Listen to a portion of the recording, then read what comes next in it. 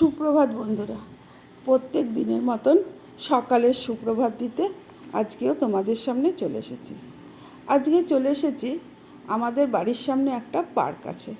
পার্কটার নাম বিশ্ব মুন্ডা পার্ক। দেখো এই পার্কটা এত সুন্দর, খুব সুন্দর করে এই পার্কটাকে সাজানো আছে। সকালবেলা না অনেক মানুষ এখানে হাঁটতে আসে, যোগব্যায়াম করে। চারিদিকটা সবুজ, তো খুব একটা রোদ্দুর পড়ে না, তাই হাঁটতে সবার খুব ভালো লাগে। আর মধ্যেখানটা না বিরাট বড় একটা মাঠ আছে।